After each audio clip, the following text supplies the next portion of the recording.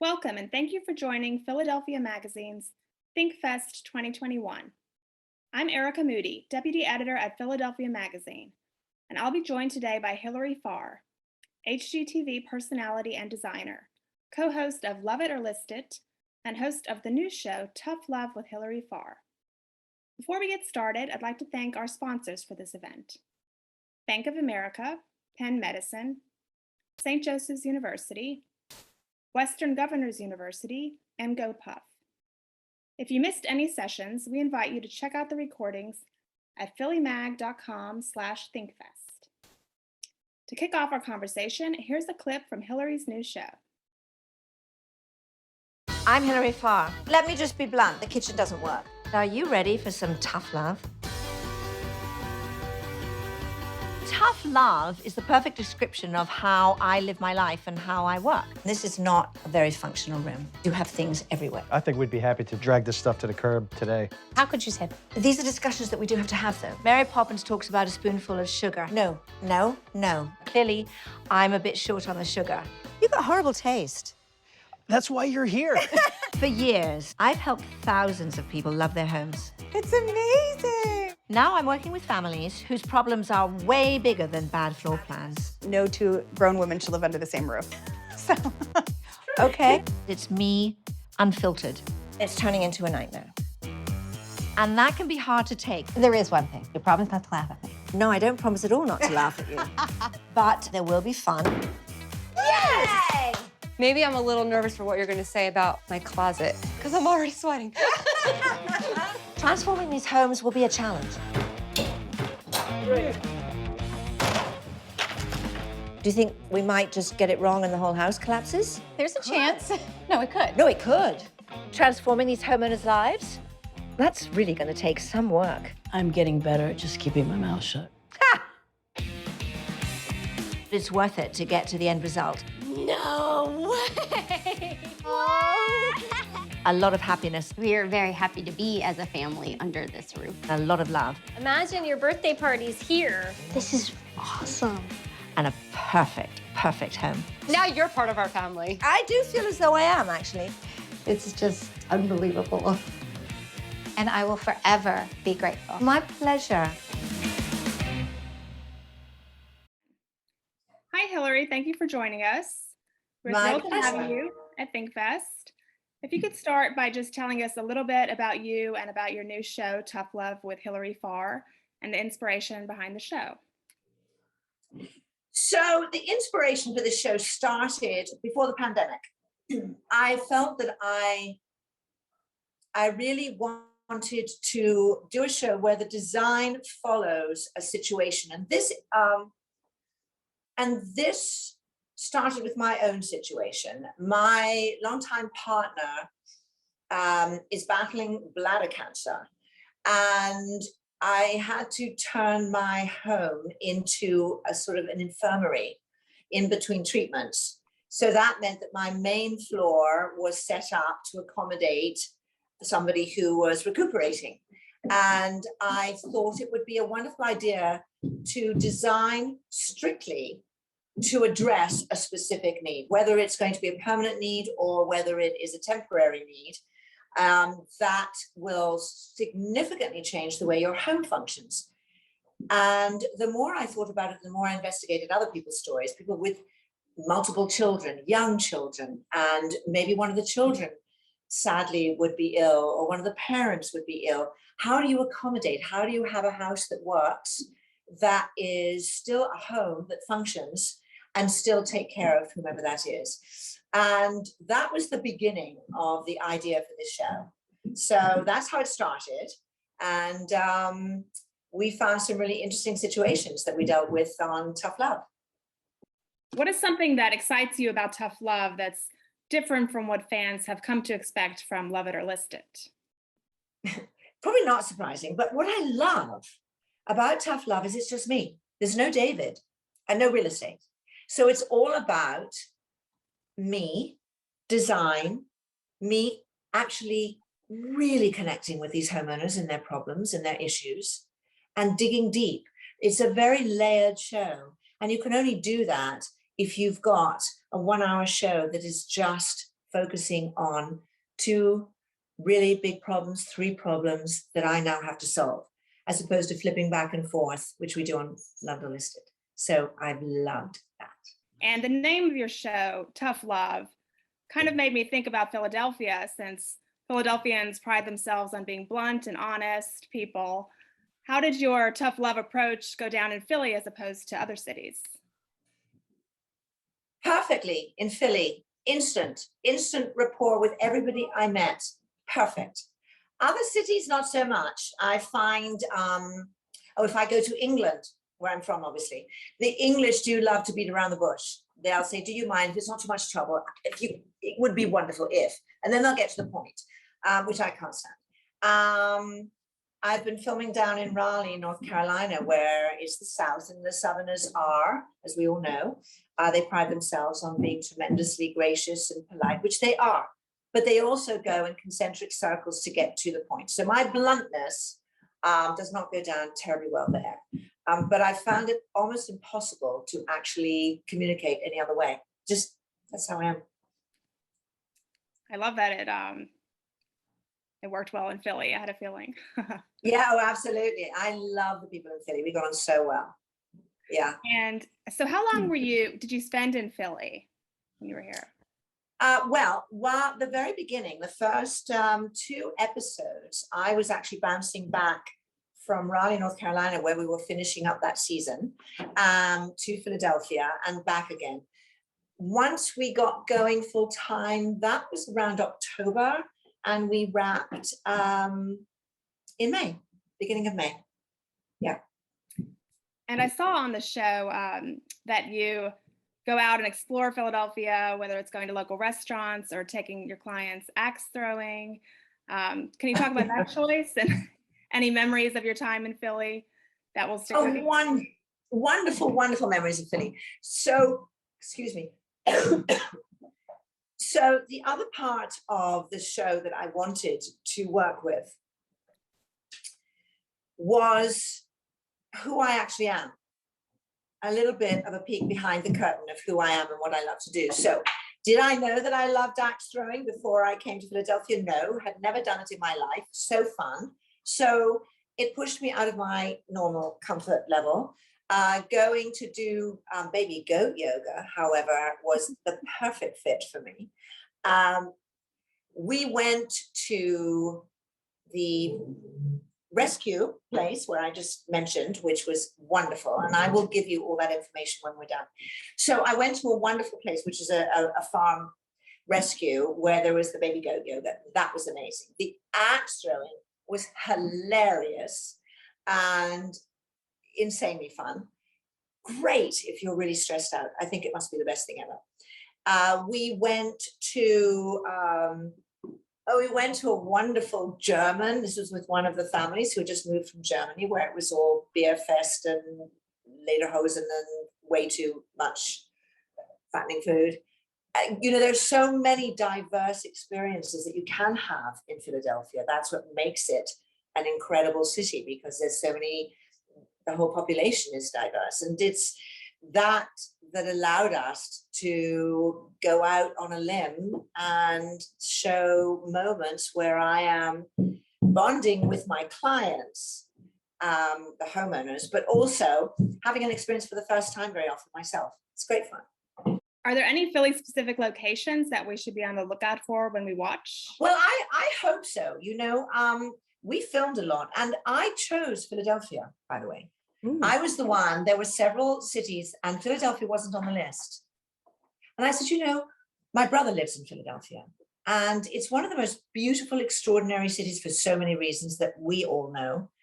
And I felt it was time that the audience got a glimpse of how extraordinary and amazing this city is. So I was the one who pushed for Philadelphia, and then everybody loved the idea and it worked out brilliantly.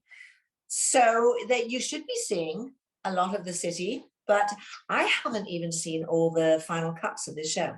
So I'll be watching a lot for the first time along with everyone else. Is there anything about the architecture of the homes in Philly and the surrounding areas that lends itself well to a home renovation show, or do the homes pose any specific challenges when it comes to renovation? I'm on episode, I think, about 5,000 of Love It or List It, where I don't really think anything poses a challenge for me anymore. In Philadelphia and the surrounding areas, I think really the only thing was some of the older homes, which is expected. We had no clue what was behind those walls, and we didn't really want to open everything up because of budgets. But we had a few surprises because obviously they're very, very old. Some of the newer homes made life very easy. So it was a combination of extreme challenge and extreme ease. So the newer homes generally had large lots. There was space in the rooms. It was just a matter of making them work for the specific needs of the homeowners. We had a couple of real challenges. We had a bank barn home, which I have never worked on in my life. That was a massive challenge. And we had a very, very old little like a salt box home as well. Those are the two biggest challenges. You don't see that kind of a home in Toronto. You don't see it in Raleigh because there isn't the age. There isn't that wonderful going back to the 18th century for the bank barn home. It was fun, but that one was a big challenge. Mm. Can't wait to see that. Yeah, that's gonna be fun, really fun. You seem to have a lot of fans here in Philly. I'm lucky. I've had a show that has spanned now, we're in our 13th year. Wow. And I'm meeting young women and young men who've been watching it since they were children. And they've stuck with the show. A lot of them have decided to go and learn interior design. It seems like this new show will be perfect for those who are interested more in the design side than the real estate side. Well, yes. I mean, I think that right now, especially they are, because it is everything that we've talked about. You know, post-pandemic is, we hope, around the corner, but we're all not quite exhaling yet. And we've been through a really traumatizing time. And I'd like to think that if you can help people within their homes, it helps everyone to come together, which is what we're really trying to do, aren't we? So if I could be part of that, do a show, do what I love, help people, I mean, it doesn't get better than that. Because of the state of the real estate market right now, it seems like a lot of people have been doing exactly what you're talking about, finding ways to make their current space work for them. Absolutely. And of course, what people are dealing with now as well is that having been forced to work remotely and create a workspace within their home that is often in the middle of a living space with small children, whatever the challenges of that are, now that's created a comfort within their home, a sanctuary for most people, time with their families they didn't have before, times to figure out so many elements in their lives and within the four walls that we've discussed in terms of enhancing the interiors and therefore their experience of being within the four walls of their home. And now they're being asked to go back to work. And it's a wrench. It's a really interesting time. So what we've done with design is help the attachment to your four walls, your home, connecting with your family 24/7. And now the challenge is getting people back out. So interesting days. There are a lot of people who could use some advice on how to make their homes work for a growing and changing family. Can you tell us about any similar situations you came across on the show and what kind of advice you have for anyone going through that?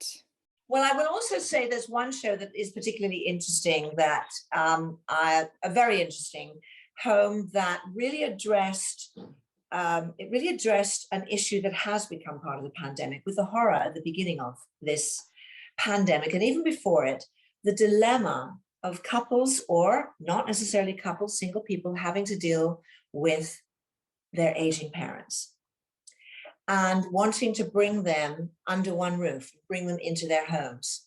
Huge challenge. And we have an episode on Tough Love that deals expressly and only with that. And a busy couple with two children and the wife's mother was coming to live with them. So interesting. So let's talk about the pandemic and how it affected how people are rethinking their living spaces as they're spending more time in them. Are there any design trends that you've seen pop up? Well,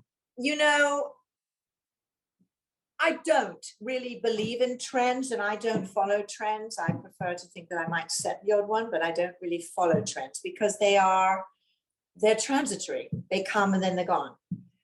I do think the one trend, if you like, that's overreaching in terms of everything else that's out there is really understanding how the home functions on a 24/7 basis, which is what we've all had to face. And the old cliche about kitchens being the heart of the home is a cliche for the reason it is.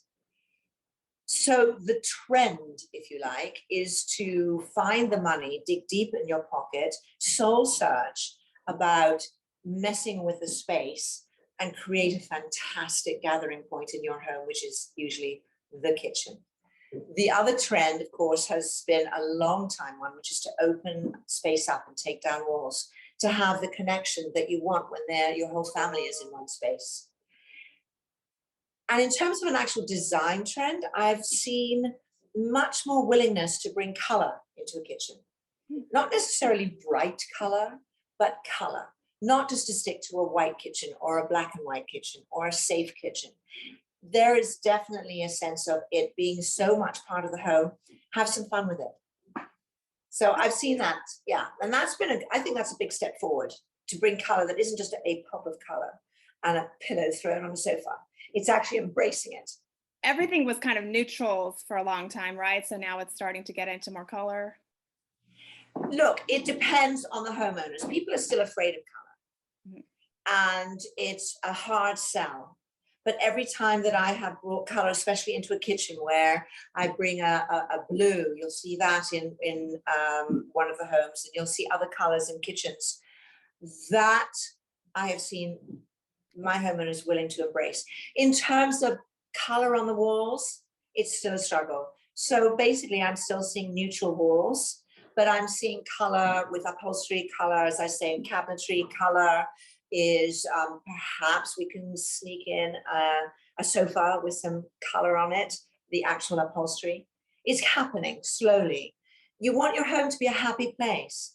And I think that's another trend that's come out of it, to start thinking about your home as actually what you love, not to follow the trend of earth tones and neutral, and to think it's now your sanctuary, which it always should be. And I think prior to the pandemic, there was so much emphasis on adding value to your home, adding value for resale to your home. That wasn't an option. It was actually making your four walls work for you, for your family, and to make you feel good in your space. And I think that's been a great boon for design. Right. And as far as what people think they want for their homes, is there anything that people tend to ask for that they later regret and realize they didn't actually want? Or is there any home improvement that people across the board tend to love? Home improvements on the whole are pretty bad.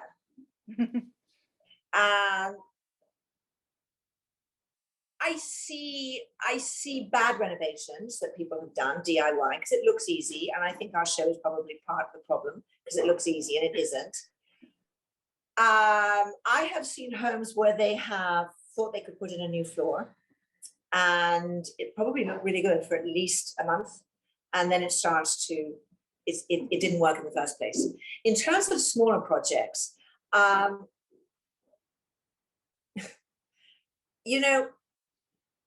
seen kitchens that people have taken off the doors and painted with a brush, with the wrong paint, stuck new handles on. And yes, I guarantee it looks better than it did, but it doesn't last. It's peeling, it doesn't work.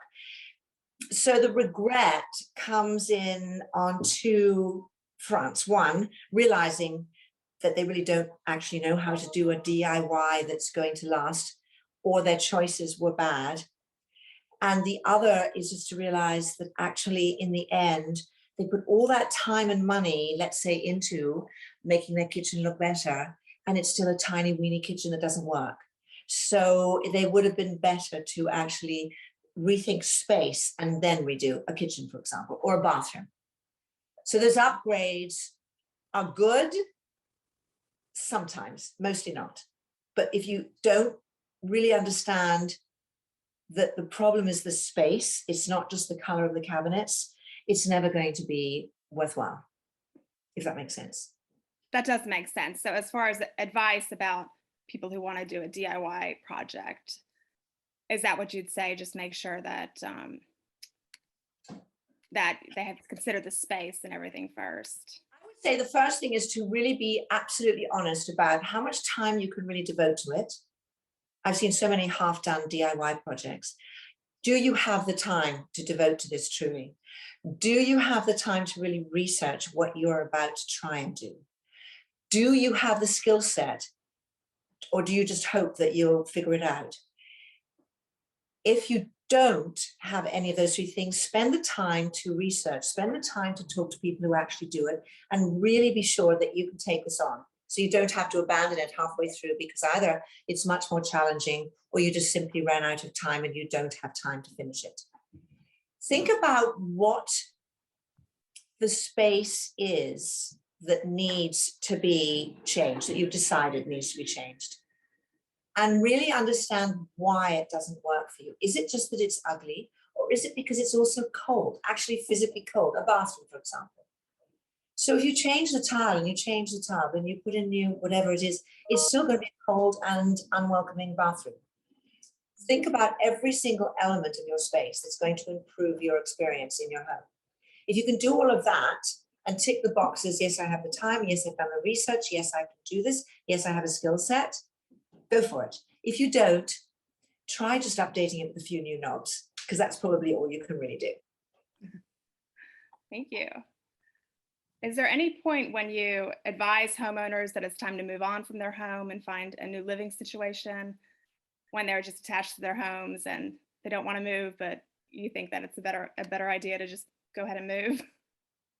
You know, it's so rare that I do that, because my job is not that. My job is to rethink space and make it work. But yes, there are times. I have had families on Labrador Estate where there are 5 children, 2 adults, 3 dogs, a rabbit, and whatever, and they're living in a tiny weeny home, and they expect miracles to happen. And the answer is it's not going to work. You absolutely do need to find a larger home.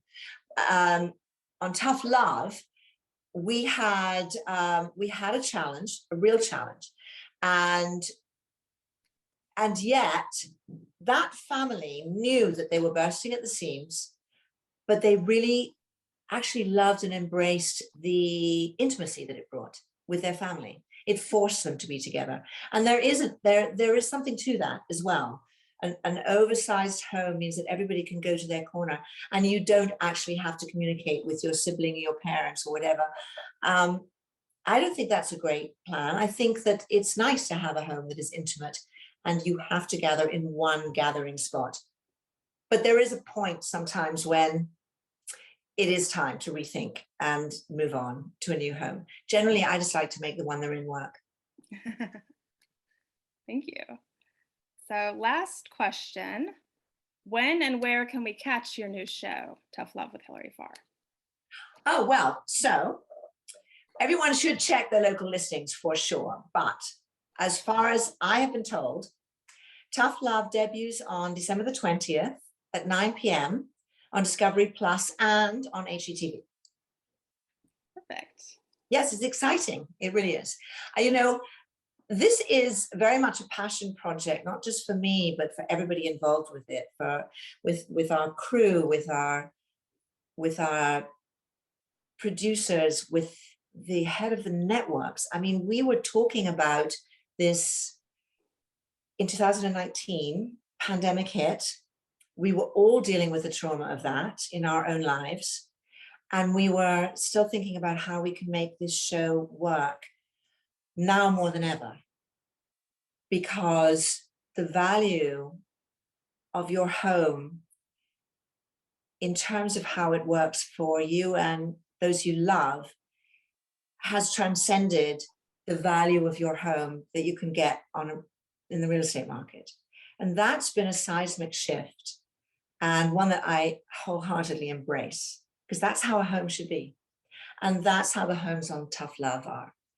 They solve problems. They allow everyone to function under that one roof, to have all the intimacy and the space that they need, and live in that home, looking forward to it working for many years to come.